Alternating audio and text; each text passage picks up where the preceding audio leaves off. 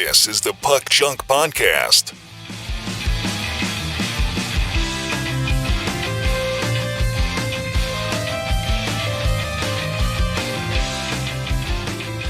Hello and welcome to the Puck Junk Hockey Podcast. I'm Sal Berry, and with me is Clemente Lisi. And today we're finally going to give our review of the 2024 PWHL First Edition Trading Card Set. We'll also talk about a few other odds and ends in the world of hockey card collecting. Clemente, how have you been, man? It's been a couple of weeks. I've been great. Been trying to stay warm. It's very cold here in the Northeast. Cold winter, but you know what? I've been warming up by watching a lot of great Four Nations hockey. So I'll leave it at that. Yeah, it's been a heck of a tournament so far. I've been obviously watching that when I can. It's funny because it seems like one game corresponded. It was like the same time as a night class that I was teaching. So like I got home and I was like, I had it recording and I just didn't look at the score. And I said, I'm not going to look at the score. I'm just going to start the recording and watch it, the USA Finland game. And then I remember like the USA Canada game was on a Saturday. Well, that was the 15th. That was a day after Valentine's Day, but for all intents and purposes, it was Valentine's Day for a lot of people. So my girlfriend and I went out, and I didn't know that it was, you know what? There's no such thing as like a restaurant without TVs. They all have TVs now. It's just how many TVs. Right. And so we went to a place that I thought was, kind of like a steakhouse, but it had a lot of TVs. Like it had TVs everywhere. It had a big TV, and then underneath it had two smaller TVs. And then like 2 feet away, it had another big TV with two smaller TVs. And the whole place was like that. So I'm like, I'm here to spend time with my girlfriend. Right. I'm not here to watch hockey. And she's like, oh, do you want to switch seats? You could see the hockey game. I go, no, that's okay. And then she's like, oh, they're fighting. Is that allowed in this competition? I'm like, oh, they're right? And then as we're talking, I'm noticing that the TV directly behind her has bull riding on. So finally I caved and I said to the waitress, could you change the channel? They're like, what do you want? I'm like, could you put on ABC? There's a hockey game. So even though I was trying to be like that, I'm not going to watch hockey because I'm out with my girlfriend or my significant other or whatever. I ended up watching hockey. And then when we got home, I put the game on because at that point I was like emotionally invested in it. The good thing about a game like that, and we'll talk about the USA-Canada game, is that even people who don't really watch hockey were into it. And I think that's been the genius of this whole thing. And then even watching games during the day on President's Day kind of reminded me of watching the Olympics, because that always happens through the middle of February. And look, I'm just excited for next year at the Olympics in Milan. I think this is like a prelude to that.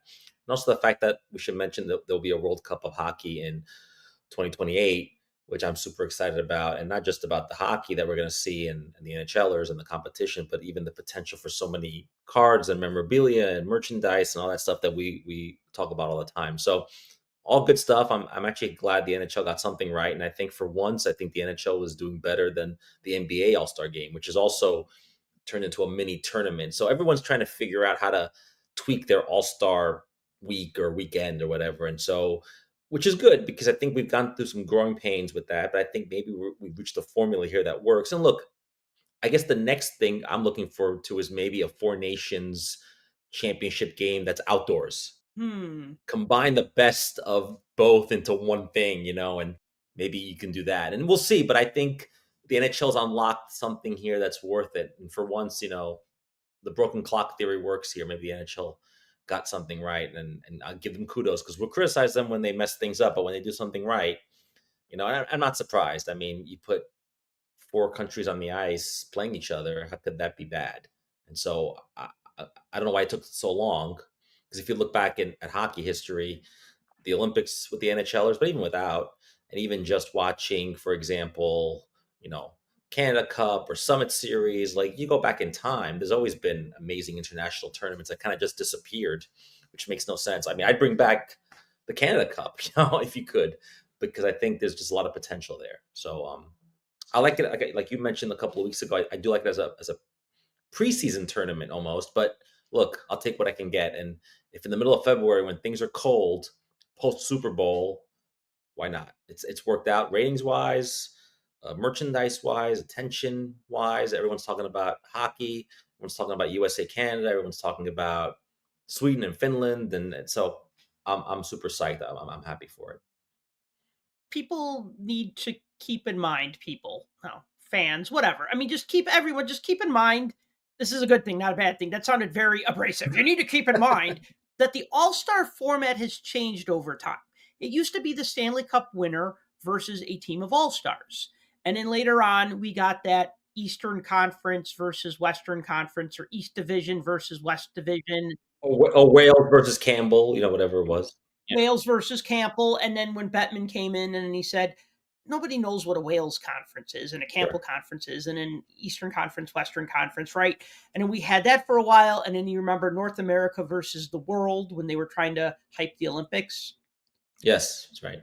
And then we had, and then after that, it kind of went back to the Eastern Conference, Western Conference. And then we went to like our 4-team format where we had like our different divisions. Well, before that, we had those captains picking teams, which I never loved, to be honest. It was very confusing to me.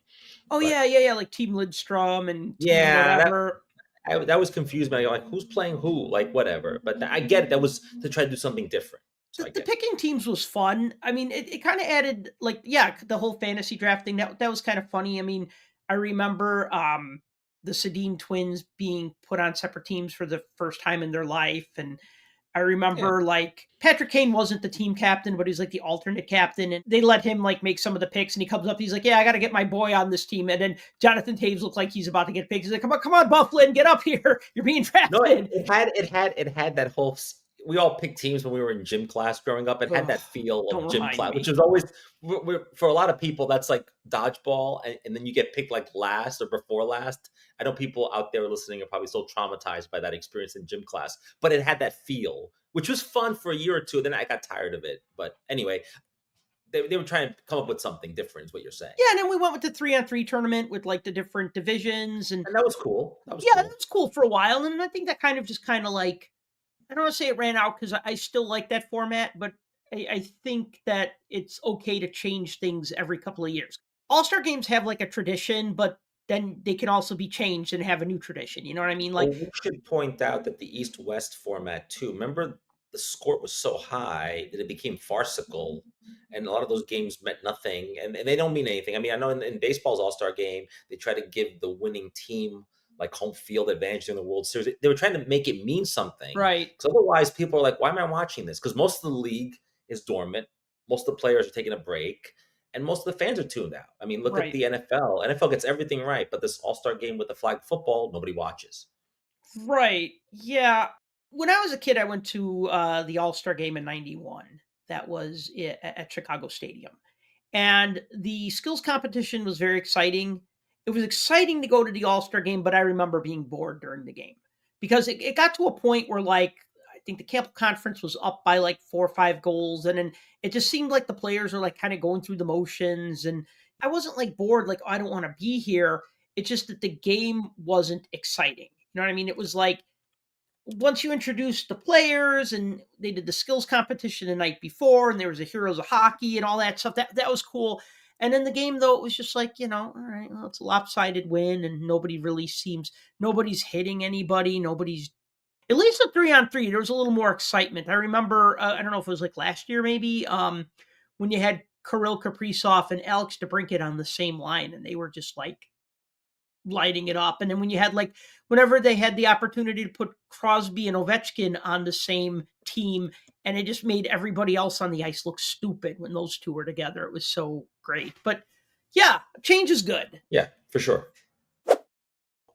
One thing, changing the subject, I want to bring this up really quick because a year and change ago, I made a resolution that I was going to organize my hockey figure collection. Not my resolution for 2025, my resolution for 2024, which I didn't actually start until 2025 because one thing leads to another, and then you just don't have time to do this thing, and then you go, this is going to take me a long time, and I finally got around to it because I've started collecting starting lineup figures again, and I was buying figures that I was pretty sure that I didn't have, but you know what it feels like when you buy something that you think you don't have, but then you have it. And then you go, well, I'll just leave this one in the package. And then you say, oh, wait, I also have one in the package. And then you're just like, well, great. Now I have an extra Mike Richter 1994 starting lineup figure. Whoopee, right? You know what I mean? Like how many do I need, right? Zero, but really one or two. So I started doing that. And I got to tell you, I started that on Super Bowl Sunday. I watched the game. I had just like all my loose figures. I just sorted them on the floor like I was sorting trading cards. They were all in sandwich bags. Some of them had broken sticks because they were all thrown in a big Rubbermaid tub for like the past 25 years. I mean, Right. they stopped making them in the 2001 season. By then I was collecting the McFarland sports picks. That's another ball of wax that I'm not even. That's another episode. Oh god, that's going to be another separate resolution. So I've been focusing on starting lineups, and remember the little headliners? They were like 3-inch tall bobblehead type figures. Oh yeah. I've been picking those up, and I think one thing that kind of gave me the impetus to do that was I'm on a Facebook group for starting lineup collectors, and one guy posted a newer starting lineup that I didn't have. And I said, all right, I know 100% that I need that one. So I bought it. And then that I was like, all right, well, now I should really see what I have and don't have. And I think it took me like 7 hours to sort my loose figures. And I had like a spreadsheet, but I had to update it because, of course, there's mistakes and stuff. And then the next step was sorting all the carded figures. And I have like 7 boxes of carded figures that some of them are getting opened and then being put with the other open figures. And yeah, it's been a process. I mean, somebody told me that the difference between a collector and a hoarder is that a collector has some sort of system of organization, and a hoarder just buys and throws it and never looks at it or never does anything with it. And we all say that we're hoarders. We're really collectors that just don't have enough time to do all the things we want to do. I'm glad you said that, because that's what I'll tell my wife next time she accuses me of that. Yeah, I mean, seriously, because I mean, everybody has a method in some way that makes sense to them, right? Sure, of cataloging what they have. Now, there are people out there who probably have cards and collectibles and have no idea what they have in like bins, and maybe that's not collecting. But I know what you're saying. There's a line between the difference between the two, for sure. Yeah, and I mean, like every time I kind of delve back into something, I find stuff that I forgot that I had. Well, that happens. That happens. Yeah, I mean, it just you go, oh wow, I totally forgot I had this. And one thing that I forgot that I had was when I was going through my starting lineups, I have a couple of prototypes. Actually, let me rephrase that. Technically, they'd be called test shots, where they would just use the mold and spit it out in a solid color, and they would look at the detail on it, and then that's when they would like make their notes and then tell the factory, okay, we need to make this a 1/4 inch bigger, we need to do this, we need to do that. I have a couple of test shots, and then I have a couple of heads. Most of them I can't recognize who they are, so I'm gonna have to try to figure that out. But they're just like loose heads that would go on a figure, because you know how they would use like the same body over and over, and they would just swap Sure. out the head. Like it's Yeah. Jaromir Jagr, now it's Mark Messier, because it's the same body but just a different head. So yeah, so I found it. I'm like, oh, cool! I got prototype stuff. This is neat, because whether you're a card collector and you end up with some prototype cards, or a toy collector and you end up with some prototype toys, or a music collector and you end up with like an old advanced release of an album. I mean, I know you work for your school newspaper. Did you ever get like promotional stuff, like Yeah, a sure. promotional album or CD before it came? Yeah. It had like that stamp on it that said promotional, no, Yeah, or it came with a folder with all kinds of like, depending on what the what it was. company is. It could be like a junket stuff, trinkets, like a stuffed animal, a folder with a press release. I mean, like all this stuff that comes with promoting items, which I know on the secondary market is often done well, especially for films. But yeah, no, I know what you mean, and publicists send this stuff out to everybody all the time. I remember when I was on the school paper, we got a bunch of publicity crap for the movie Dude, Where's My Car? Of course. And they gave us a whole box of these t-shirts that were an XL. So like me and all my friends had "Dude, Where's My Car" t-shirts. I think I finally threw mine out in like 2015 because it was so ratty and nasty looking by then. The collar was all frayed and stuff. But People could do the math as to what year you were in college. But yeah, no, you're right. And they know college students, especially in the 90s, were one of the biggest moviegoers. And so if a college paper reviewed a movie, that was gold because this is pre-social media. And so that was the social media of its time, is to get in front of college students who were doing all kinds of other stuff. I mean, we're Gen Xers, so yeah. we were apathetic about everything. But Dude, Where's My Car is a movie you're gonna go see. I mean, I remember our newspaper office in college had all movie posters around because we got them for free in the mail. My theory was the worse the movie, the more promotional stuff we got. Oh, yeah, it seemed that way anyway. Because like when like Little Nicky with Adam Sandler came out, they gave us a ton of stuff. Just like Any Pauly Shore movie, ton of stuff. oh my god, yeah, and yeah. But anyway, so yeah, good times. Reminiscing about college, yeah, and that Anyway, what were we talking about? How did we get here?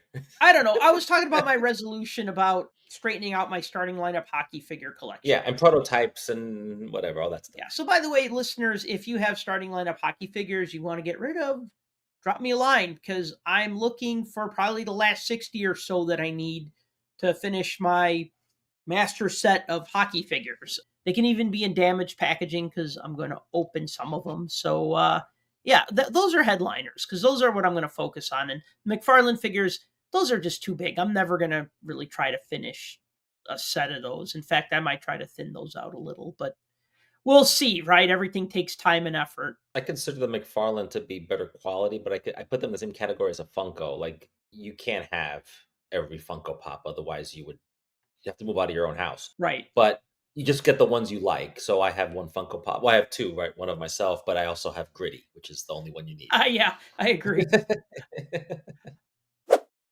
There were some Four Nation face-off cards that were released on ePack.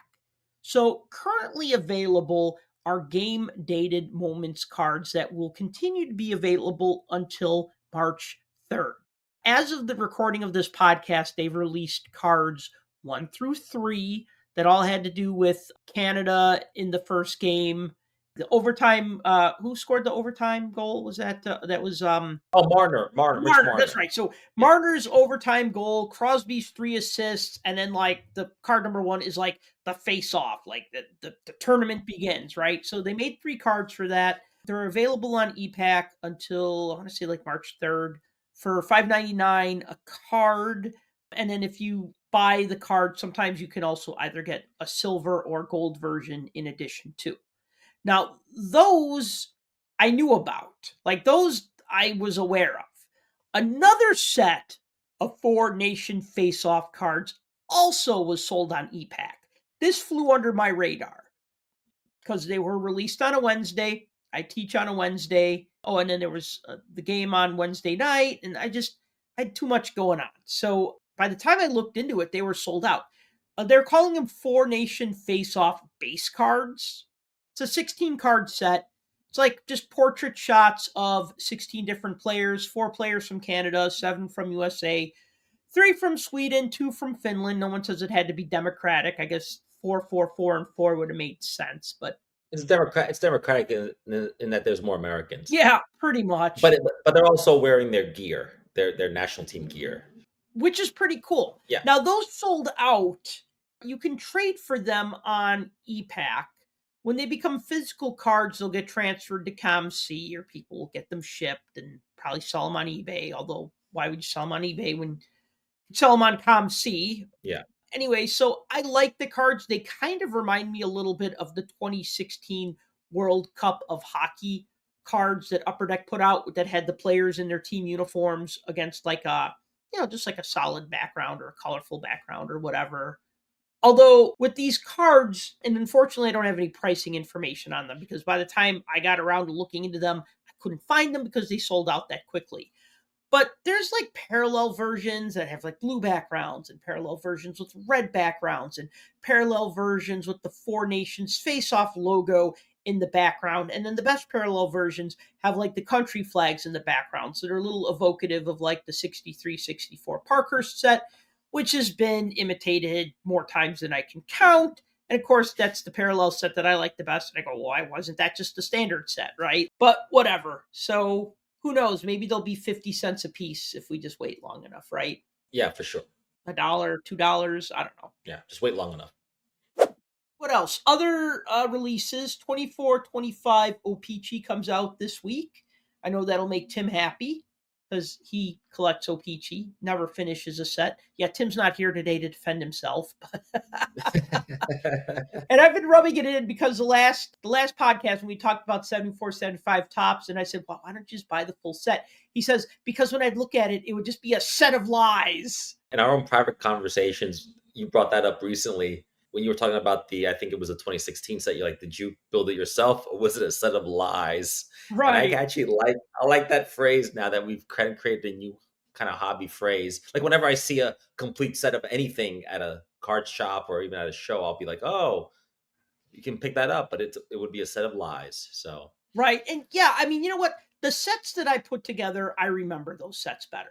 The ones that I buy and throw in pages, like I want to say like maybe it was 0809 O-Pee-Chee. I want to say that I bought 1 through 600. But you made a good point on the last podcast, which is some sets are not cost effective if you're building it card by card. Like in some cases, it may not be cost effective. So I think it's a case by case basis. Yeah, absolutely. I mean, I think with like newer stuff like base cards, like unless you're just going to buy a bunch of boxes and say, screw it, I'm getting the short prints. Well, yeah, you know what? That upper deck set is going to cost you $200, $300 to put together because really you're chasing after the short prints, right? So I get that. I mean, like the year that I bought a full case of O-Pee-Chee cards, I mean, it's for like $500 on a case of cards. But you know what? I got my full set. I got my extras. I got my the short prints. I made a ton of extra base sets, tons of parallels that I was able to sell or trade. I mean, it was work. Like anything, it was work. You know what I mean? And that is fun. And obviously, with like older sets, when you look at stuff that's like old, like 64, 65 tops comes to mind. Those tall boy cards. Yes. If somebody had a set of those, I couldn't afford that. Right. I'd be better off just piecing it together over time. You know what I mean? And I have like maybe 15 or 20 of them by now. But then as you remember, when we were at the expo and I found that 7071 O-Pee-Chee set that was complete. You're right. And then I looked at it, I said, you know what? This set is cheaper than if I tried to piece it together. So sometimes it works. Yeah, and like in that case, like you bought the set, and then if the checklist cards have markings on them and that bothers you, you could always try to find that checklist card and pay for that separately. But I agree, like you could always upgrade, which is something at the expo I think we were talking about in terms of like even if you have a Guy Lafleur rookie, but there's one in a better grade, then you can buy the better graded one, and then sell the other one off, and then whatever the difference is what you end up spending. So yeah, everything has got a strategy and everything has got a in terms of a different approach. And look, the older the set, then you have to figure out. But the new sets, I'm thinking like Series One, Upper Deck Hockey. You probably buy the first 200 cards for like $15. So why not do that? Like I'm piecing together Series One right now, and I have a lot. I only bought one box, so I have lots of gaping holes. So yeah, I might go to Comp C and try to finish the first 200. But if the cards are 30 cents or less each, it may be worth it. But if they're more than that, then I might just scrap that whole project and then just buy a complete set for $15. It just depends. I haven't seen a complete set. I haven't been looking really, but it just depends. And I do think that I agree with you. It's a lot more fun to go piece by piece. But when you have many sets going at once, you have to kind of say to yourself, yes, I'm a completist, but also this could become a lifelong project, or it can take me a decade to finish the 61, 62 set. Right. And if you're good with that, that's great, because part of the fun is getting to the finish line. It's not the finish line; it's the journey, not the destination. And so I get that. But for example, like you mentioned, these Four Nations 16 cards, like yeah, maybe I'll piece them together on ComC, and maybe they're 30 cents each. But if they're $3, $4 a card, and someone's got the whole set for $15, I might just buckle and buy the whole set for $15. Right. Yeah, exactly. Like Yeah, when I was asking Tim about that 2016 World Cup set, so I bought one on eBay.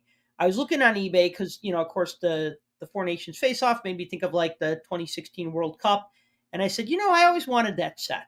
So then I started looking, and I found okay, most of the cards are about $1 each. Some are Yeah, two, three yeah, it's like a dollars. buck 30, a buck 40, but some of them were in Canada, so there's more shipping anyway. But Right.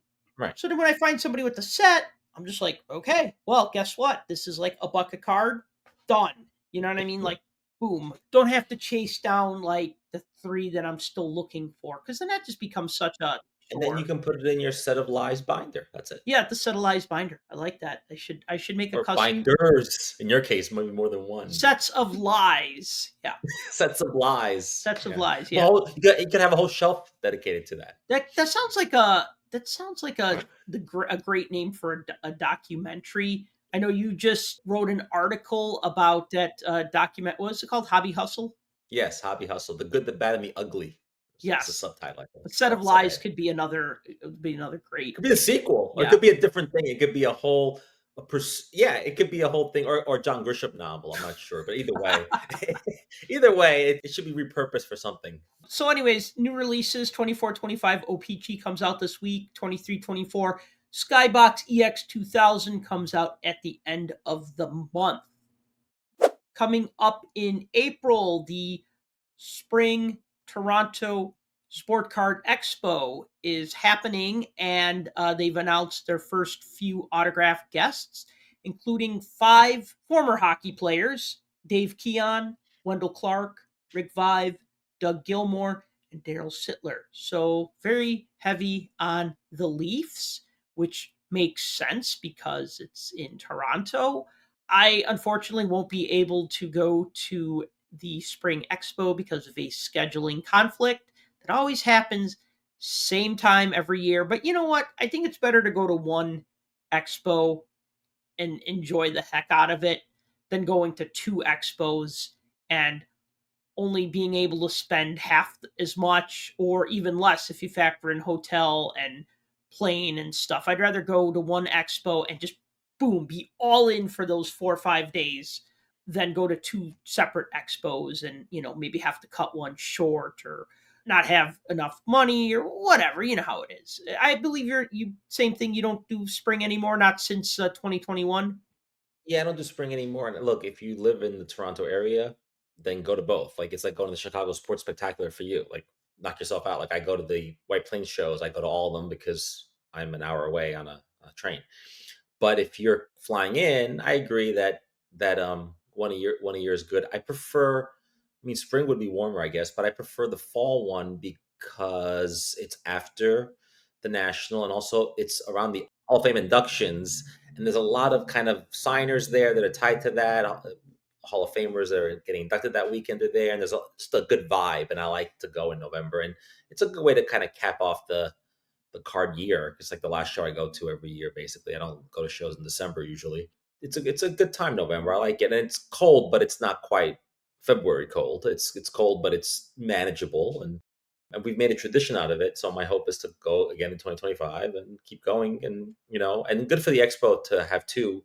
They've always done that, but they also have expos. They had one in Montreal, and they have one in Quebec City and Edmonton, and so good on the expo for growing, and especially not just growing the sport in Canada in terms of all sports, sports cards and collectibles, but for us hockey collectors, it is really the place to be for hockey signers and hockey cards, because the national, unfortunately, depending on where it is or what year it is not always the best place, especially for signers. Right, and especially if you're looking to get hockey autographs, the Nationals pretty minimal, whereas the Expo, I actually had to show a little restraint because there were a lot of guys that were like an autograph was like $20 Canadian, and I looked and I go, all right, that's like $16 American, and I'm just like, sure, I would pay that, but I was just like, okay, draw a limit, you know what I mean? Like you pick your favorite ones and Yeah, well, you have a time. It's a time management thing. How much do you want to spend time online at a show when you want to see showcases and you want to go through boxes, or do you want to spend time just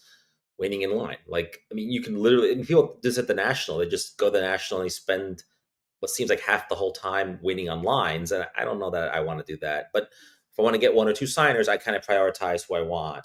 And there's some people sign more often than others, and some of them end up signing in Chicago, like Grant Fuhrer. So you're like, maybe I don't need to get him here. I'll get him when he gets closer to me. So yeah, you kind of have to figure it out. I mean, there's some people who sign, some players who are just maybe specific to the expo. Like, oh, okay, maybe I'll never see this person again. Let me go for it. So you have to kind of pick your battles.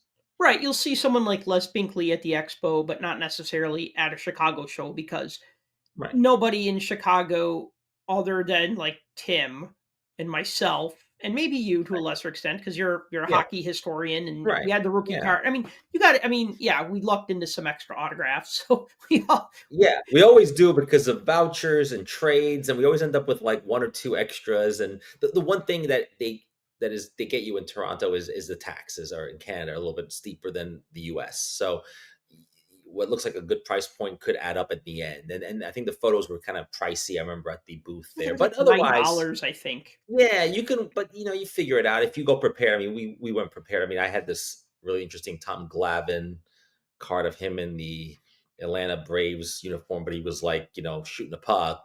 It was like, okay, this is a card I got ahead of time, knowing that I was going to, on Com C, I knew I was going to get that signed. So if you're going and you end up like you and I, we made our travel arrangements in August for November. At that point, you can start going on ComC or eBay and start, go through your collection and figure out what you want to get signed. Then you have plenty of time ahead of time to bring things with you without, but if you are stuck, like Les Binkley, we had an extra autograph. I remember that was the year before. And we just like ran to the nearest table and the guy had them. And he had like a ton of Les Binkley cards because only in Canada would they be that much hockey out there that you can literally just find a common of any player because of the volume. And at the national, that wouldn't happen. Yeah, that's a good point. So, anyways, if you're going to the expo in the spring, let us know. Let us know what you think of it. Let us know if you've gone before, or when you do go, let us know what it was like because I'm curious to know if it's a different vibe. Is it more crowded? Is it less crowded? I mean, especially now that things are, relatively back to normal with like travel restrictions, that we had during COVID. So you weren't getting a lot of people crossing the border, but now that's kind of not an issue anymore.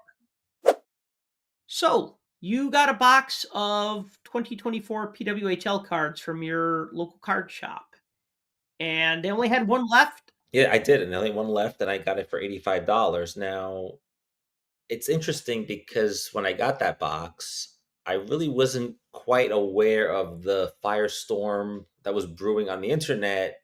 These boxes are going for 200, 250, 300. I had no idea this was happening, and which makes this product super interesting is that I don't think they made a lot of it, obviously in year one, but it kind of came out, and then within that first week, things kind of blew up online, and then we all kind of figured out, oh no, this is like a hot item. Everybody wants this thing, but you can't really find it. So it was super interesting.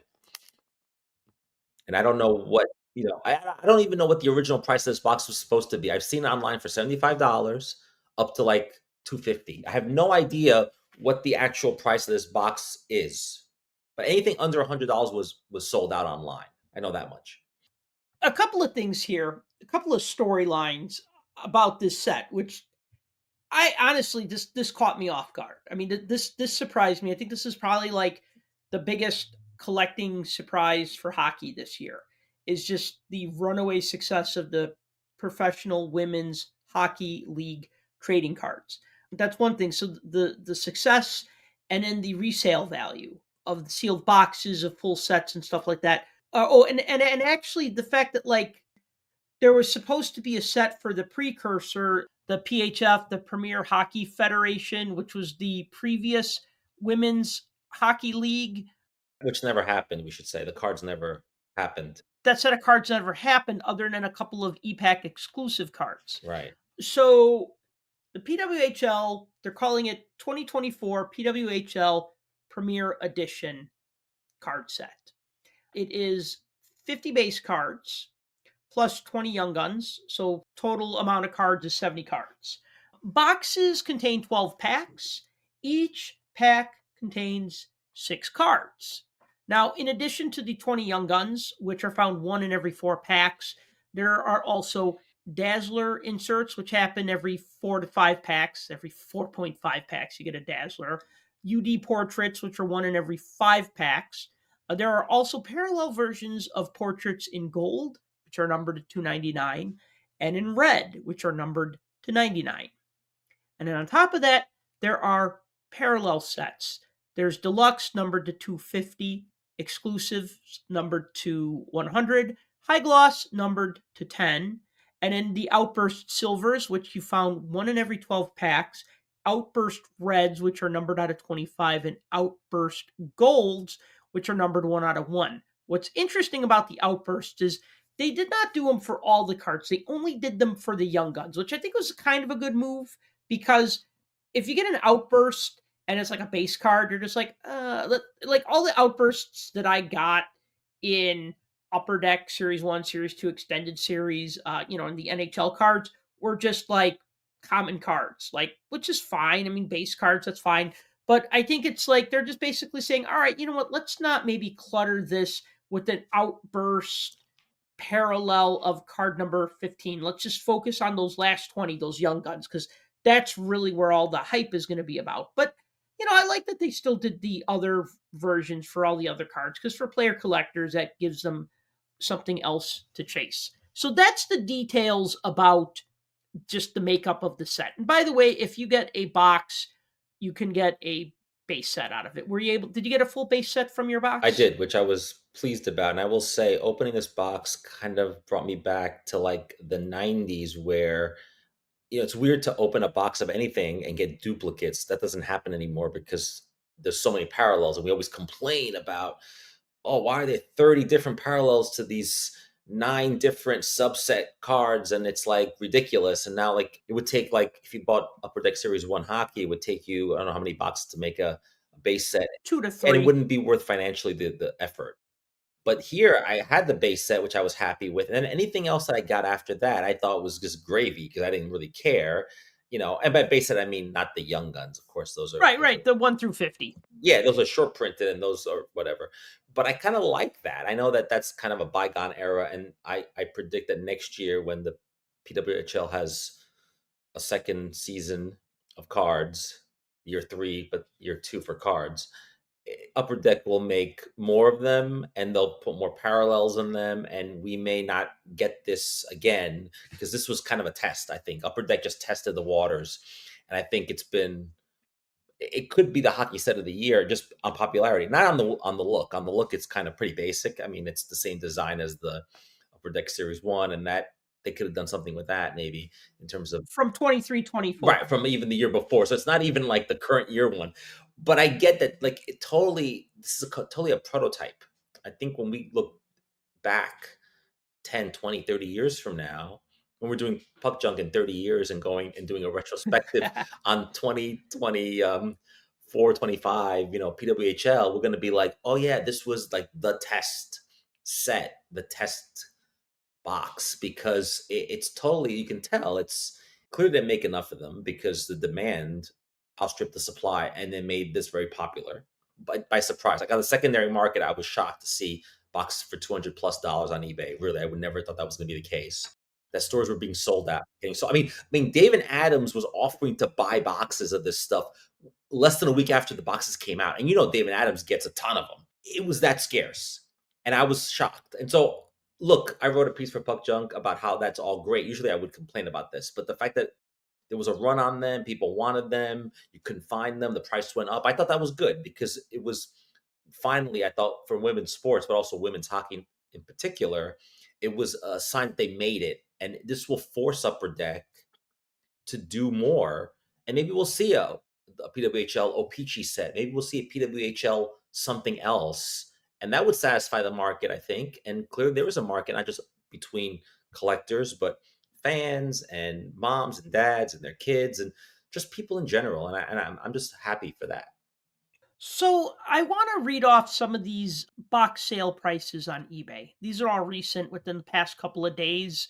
Just going to read these off. I think these are just in order from most recent to going back a few days, but all of these are kind of like from like February 14th and on, right? So $289.77. $323.61, $329.99. All these prices are in US dollars, but don't include shipping, by the way. $323.52, $313.66, $293, $288, $304.92. That was actually 2 boxes for $609.84, so it comes out to $304.92 per box. $375 and $333.33. That was for 3 boxes, which were priced at $999.99. So we're like at that Connor Bedard Upper Deck Series 2 prices if we're selling boxes for like $300 now. I mean, when we were talking about this a couple weeks back, we were saying how they went from like 80 to 180. They went, yeah, or 200. 200 was the highest I saw on eBay. 200. Right. And now these are just recent. I mean, I just sorted by the most recent ones. And I mean, I'm looking at 289, 288, 293, 313, 323, 333, 375. This is ridiculous in a good way. I mean, obviously the demand has far exceeded the supply. I wonder, I don't really follow basketball. I know who Caitlin Clark is. I know that she really gave the WNBA a shot in the arm. She was so popular in college, like all she accomplished, and then everybody wanting her cards, which I think that was really the first time I heard mainstream people, mainstream collectors, and the mainstream media, I should say, the mainstream hobby media talking about women's basketball cards other than, oh, they make WNBA cards. I didn't know that, right? That usually seems to be the conversation. And now we're hearing about like this Caitlin Clark gold 1 of 1 parallel, this and that, right? So I wonder how much of the interest in women's basketball is parlaying into interest in women's hockey as far as the collectibles go and as far as there being rookie cards in this set of players who really weren't rookies, but they got young guns,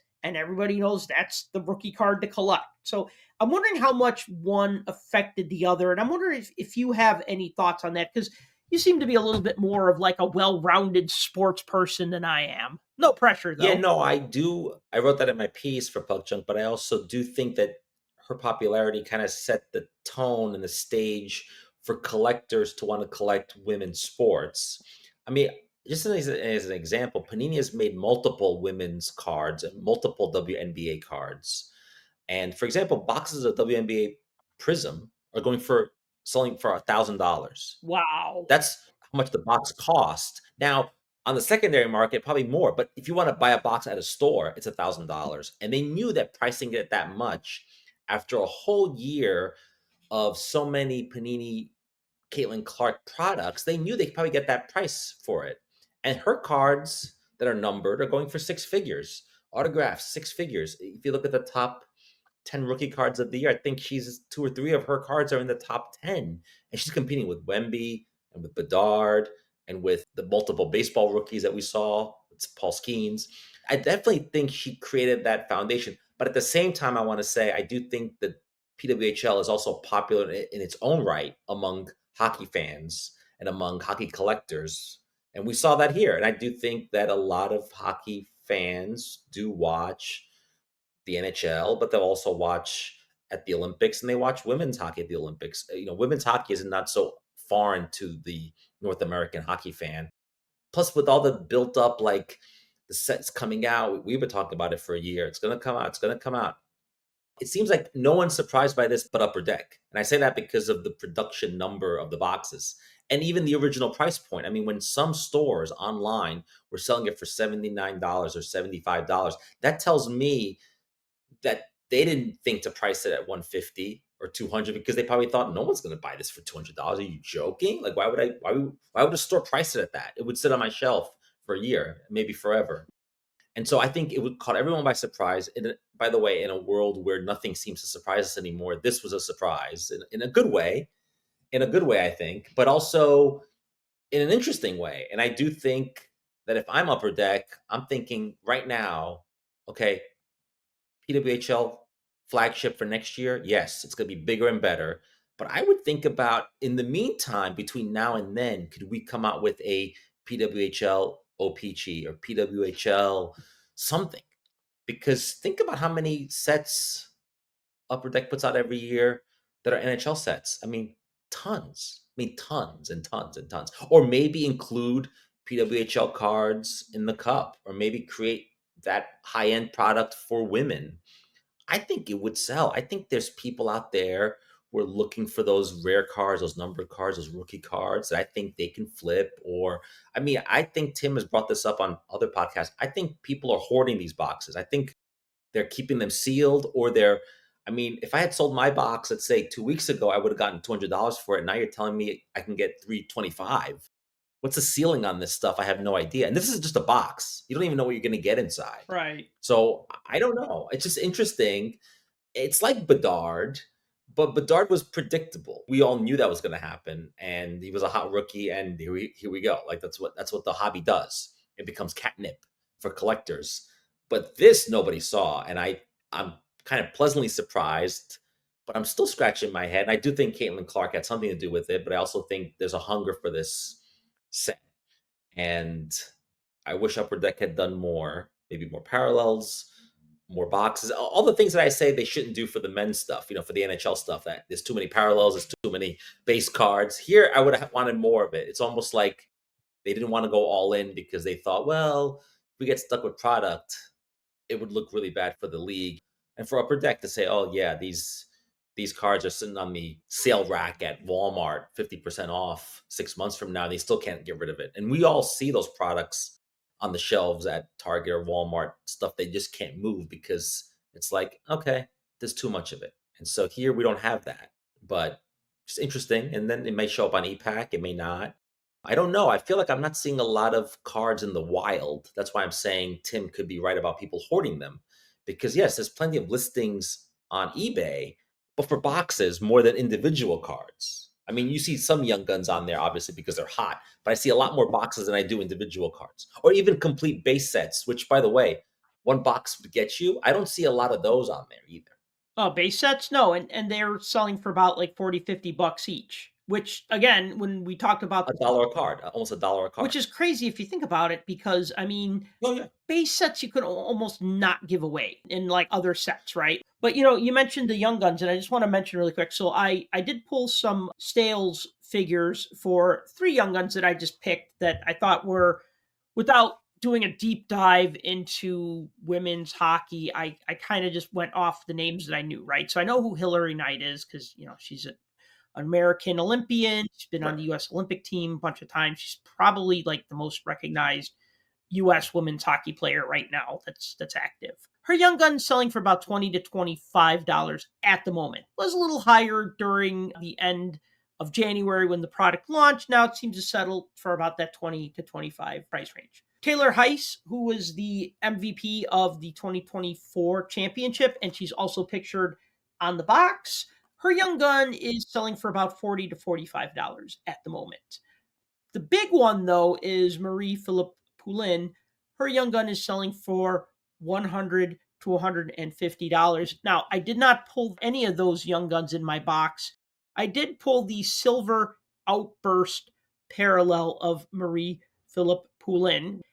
I don't say I'm always happy to get a parallel. I guess I'm going to say I'm always happy to get a nice card. I'm happy that they only did these for the Young Guns, but when I saw who it was, I'm like, oh, wow, that's pretty cool. I mean, Tim said she's basically like the Bedard of this set. So just to give a quick recap, I mean, I did get one Silver Outburst parallel.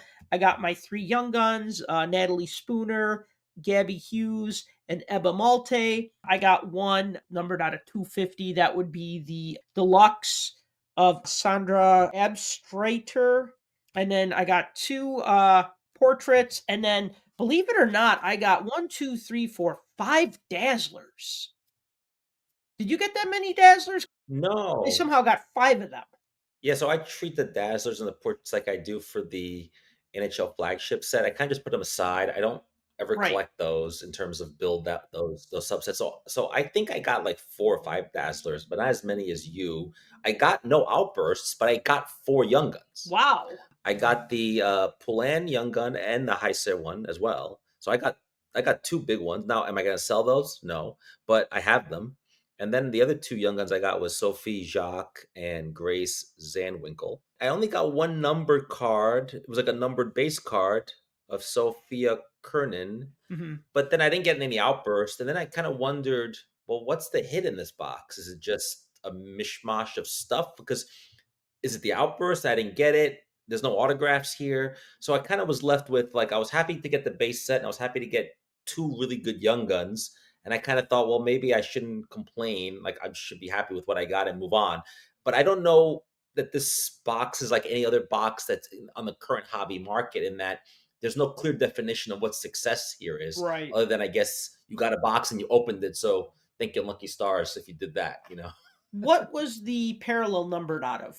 Because that was probably your hit. Oh, it was the Sophia Kunin. I think it was 143 out of 250. So that must have been the hit, but I kind of saw that as just like a base card that's numbered. So I'm like, okay, like I don't know what that's worth, but to me, if it had been like the outburst you got, that's sexier to me than for example the one I got. According to the odds, outburst silvers are one in every 12 packs, so you should have gotten one in your box. Right. So weird. But I got 4 Young Guns and you got 3. Yeah, So but yeah. there's a box out there that's going to end up with 2 outburst silvers, and you'd be like, "Whoa, this is a great product! I got double." Well, there's gonna be somebody out there who got 1 Dazzler and you got like 9 of them. I don't know. Right, Or 8 right, of them. right. So Well, so I think maybe the configuration is a little weird because, like we said, we should point out there's no blasters, there's no retail, there's no blister packs, there's no fat packs, there's nothing like that. It's all just hobby boxes. And I got duplication. I got one set plus some dupes, which I will probably say, 10 extras. yeah. And with the extras, I thought, hey, you know what? Because I do occasionally TTM. I'm like, maybe I'll just send these to the teams and see if they'll autograph them, because these players seem to be ambassadors for the game. So that's another thing too. If you have extras, you could just mail them out, because I don't know if they're worth anything. Getting 10 extra cards. I mean, they're not worth $1 a card like some people think they are, because I think they may be worth that much when you put them all together and you sell the set for $50 on eBay, like complete set. But individually, these cards are worth, on ComC, these cards will be 10 cents a card down the line, because they're not worth anything. I don't think they are. They're just base cards. Now we'll see, but maybe the price will remain high. I think the price point is high for the Young Guns, as you pointed out, and for the sealed boxes, because there is some currency to having a box sealed. And maybe the key is to keep the box sealed and then wait 5 or 10 years. Now, I also think that this thing kind of works in cycles. Like, it's hot right now, but this price will drop. It just has to. It doesn't make any sense that where it is. And I know that with Bedard, we asked this question over and over again until we scratched our heads until we were bald. But it's just a matter of, at some point, right? I'm surprised it went up another $150 on eBay, but it goes to show you the scarcity of the whole thing. Right. One thing I want to say really quick about the design. I like the design. I don't mind that it borrows the 23-24 Upper Deck design and the Young Gun design. I think that's okay, because I don't need it to be different in order to enjoy it. Like, I make fun of Tops now because they don't really change the design of their stickers. Their stickers for 2019-20 and 2021 had like the same design. And then I want to say then they changed like the black parts to gray parts like a year or two later, but they really didn't change the design. I'm like, okay, so how do you tell this season from that season? Well, that's hard. Yeah. I mean, imagine if, like, I don't know, take your favorite set. Now imagine the set that came after it used the exact same design. How would you know the difference, right? But I think because this is the women's set, I kind of like the fact that it's like the same design as the NHL set. Like, this is the design for the major professional hockey leagues, right? So For the flagship. yeah, Yeah, for the flagship. yeah. Yeah, but what I want to see in the future is I want them to have to share the same design as the NHL in the same year, not a year behind. Otherwise, that will cause me to be confused. But hold on, this is actually Last season. these are for 23, Yeah, this is 24. actually last Yeah, season. so it Yeah, does I fit. guess so. Yeah. because all of these players Yeah, 23, 24. So yeah. sure. And then next year, we should point out next year's set will have players with uniforms that have the team names. This only has the cities on them from last season. That was very, their first season where they only had Boston, New York. There were no names. Right. They were just cities. So yeah, next year will be even better, I suppose. Right, and the 24-25 PWHL set is coming out, end of June. I believe it's June 30th. So, there's gonna be another set in a couple of months. I mean, we're looking, still Yeah. a few months away, but production times being what they are, I don't really see them putting out another set between now and then, although that would be kind of a coup if they put out a second inaugural season set. I don't know if lightning can strike twice. Like for all the reasons that we mentioned with Caitlin Clark and with this being a premier edition set and this being upper deck and this having young guns in it and this having a lower production numbers, right? A perfect storm, they call it. Talking about those production numbers, one thing I remember, just a couple of pieces of history. One's going to be really old because I always refer back to the 90s, but then again, that's kind of really when my collecting really took root. Even though I started collecting baseball cards in 85, I started collecting hockey in like 89, and that's when I really dug in and started like being really a collector. I remember when the WCW Wrestling League came out in like 1990, and I remember when there were the WCW cards, which now are sought after. But I remember them just tons of them being at KB Toys. Like you could get a whole box of them for like $4.99 because they were so overproduced. You'd walk in and they'd have like boxes of GI Joe cards, the same GI Joe cards that ended up in Logan Paul's Pokemon case, Right. WCW cards, 9091 Pro Set Series 1 hockey. They'd have these things as late as like 94, 95. You could still get a full box for like $5. So I remember just like that Right. first year of WCW cards were so overproduced. I wasn't really into wrestling, but I was just like, man, they can't give these things away. Maybe they were like $2.99 a box and nobody wanted them. Then I remember more recently, still 10 years ago though, with Panini products towards the end of their run in the 2010s, like the 2013-14, you talked about it being 50% off at Walmart. I do remember that. I remember looking at the card aisle and finding blasters of Panini Prism for like 50% off and blasters of whatever other Panini product and like 25% off, 50% off. And one thing that I heard, I don't know how true this is, but one thing that I heard was that there was a feeling that there was too much product on the shelves, like too much old product. And that Panini kind of was viewed, I don't know if it was by the league, by the Players Association, or what, that like, man, this Panini stuff just doesn't sell and it just sits around and it looks bad when you have product that doesn't sell that looks bad.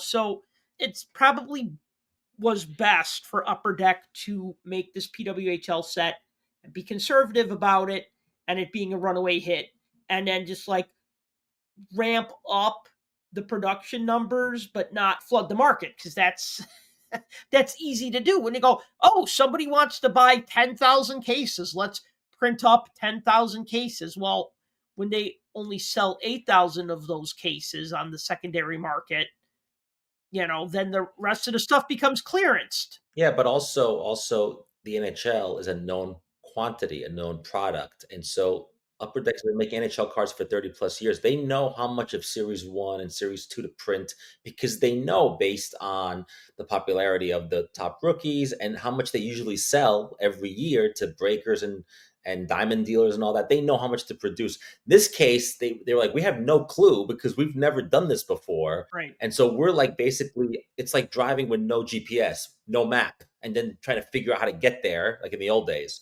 And so now they know, they kind of have an idea and they say, okay, you know what? Maybe we'll double or triple the production because we don't know what the numbers are here. But there's people out there who would try to do the math. This is obviously a much lower quantity than NHL, Upper Deck Series 1 hockey. And I understand that. I mean, the popularity of the NHL versus the PWHL, there's a gulf between those two, obviously, and there's tradition here, and this is brand new. But I do predict that this set coming out in June and then future sets, they'll produce more of it. And maybe because it's not the inaugural, but there will be top rookies every year. And that's the thing. Upper Deck has created a template here, which is, hey, you want top rookies? They won't just be NHL. There'll be young guns here of your favorite women's players. And that's great. That creates just more avenues to collect. And I'm always, as a collector and someone who writes about the hobby, like we do, I'm always looking for something new. And this is nice because, let's be honest, the hobby goes through ebb and flow and change, but things have been pretty much the same since the pandemic in that there is this increased focus on the hobby. There's all these inflated prices. Everything is Connor Bedard. Everything is, there's like 3 or 4 talking points. And this coming out of nowhere created a whole new place to talk about, a whole new thing to talk about. And I just think it's about time that women's sports got some attention, not just by the public, which they do, but by collectors.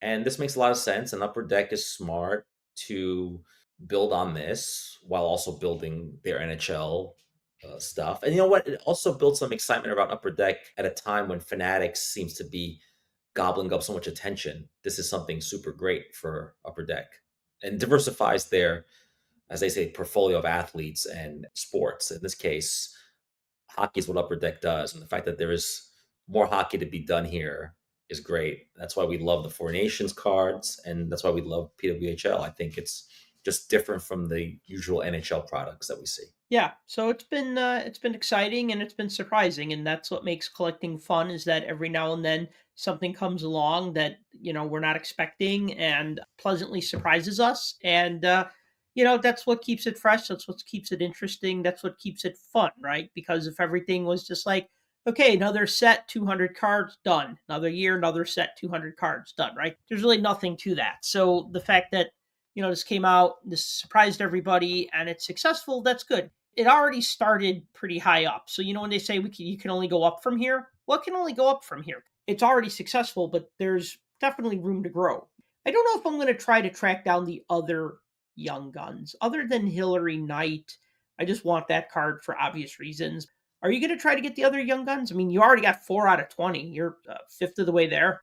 Yeah, it's funny. I have the base set and I'm happy with that. As we were talking about the expo earlier, I kind of wish I was going to the April expo just to see, are there PWHL cards and showcases? Are there sets there? Like, what's that look like, in Canada? Or I haven't seen anything like that at a US show. I haven't been to a show since this product came out, but I will go to the national, and so maybe they'll be there. I'm just curious, but I don't want to spend $20 to $100 per card to get there, because this would make it the priciest base card set in history, and it doesn't need to be that. And so I think I'm happy with my first 50, and maybe I just collect the young guns I like and then leave it at that. And if I see great deal somewhere, maybe we'll see that at the November expo, then yeah, then sure, I'll explore those options. But I'm not prepared to drop a lot of change on this, because like I said, it could be something of the moment. It could be that in 10 years from now, people might look back and go like, oh yeah, that was crazy, but I never got any of those cards. It just escaped me. And the interesting thing about Caitlin Clark, just to get back to that, is her popularity has been so big that some people have said, hey, you know what? WNBA has been making cards for years. Like Panini has been making cards for years. They were going back a few years and buying those sets up, because all of a sudden you created a whole new ecosystem of cards that a lot of collectors had ignored. A lot of basketball collectors had ignored. And so maybe that's what will happen with these cards, is that the more come out over the next few years, then there'll be more to look back towards and look forward to. And just in general, yeah, I'm not going to go out there and spend $120 or even $30 just to get one card to finish the set, because in this case, I'm happy with the first 50.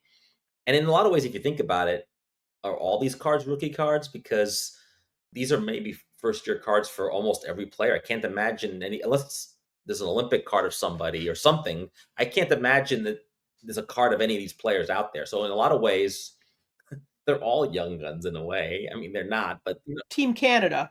you know. Team Canada juniors Yeah, also okay, had women, or Team Canada set sure. also have women But players. if you're an American player or someone from another country, this could be your first card ever. And it's not a young gun. It's just a base. So in that sense, it's just a unique set because of that. It's kind of a trailblazer in that way. But in short, no, I'm probably not going to go out there and spend hundreds of dollars per young gun. But you have the most expensive one already. I know I can sell that one and try to buy 4 others, and then it's like a whack-a-mole. Yeah, no, or you hang on to Try to that one and just wait. yeah. That's always that collecting philosophy, like, do you buy the most expensive one and then get the cheaper ones, or do you buy the cheaper ones and then hope to get that more expensive one for something you could afford? Of course, that always seems to get higher and higher because I did that in 05, 06. Like, oh, one day I'll be able to afford a Crosby Young Gun. And that day never happened because that card just kept going up and up in value. So I have everyone except Crosby and OV. Yeah. No, my gut tells me to start cheaper and go higher, but you're probably right. Doing that, it means that the higher card will always get higher, and it's always like chasing your tail. You'll never catch it. You'll always keep chasing because it'll go up and up and up. Now, if you look at last year's Young Gun set and you look at Bedard, maybe waiting for him would have been better because he started up high and then kind of leveled off. Right. So it just depends. I mean, we talk about Crosby and Ovechkin; those are like two of the best players of this generation. So maybe that's unique.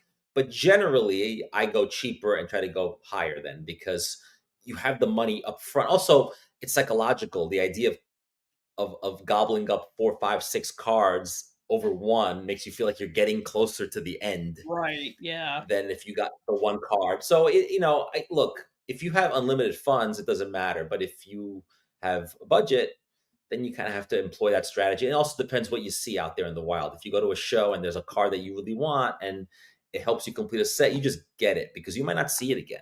And so it just depends. Now, in a world of eBay, where you can have alerts set up and everything, I guess that doesn't really matter. But look, whatever way you can do it is great. In this case, you can get the whole base set, all the young guns, and all the inserts too. And that would be the master set. That's actually doable here because there's not 27,000 parallels here. There's actually a limited number.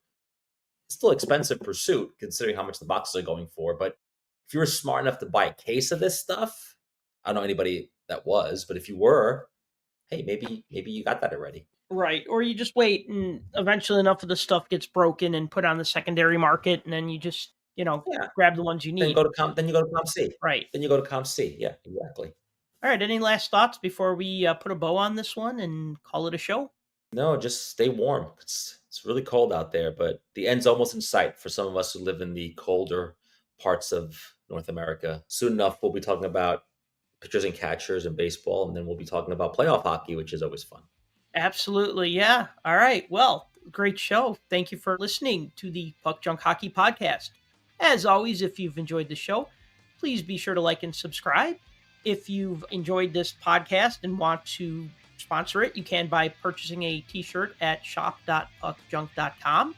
And if you like to read, you can subscribe to the newsletter at puckjunk.com/newsletter. And until next time, collect what you like.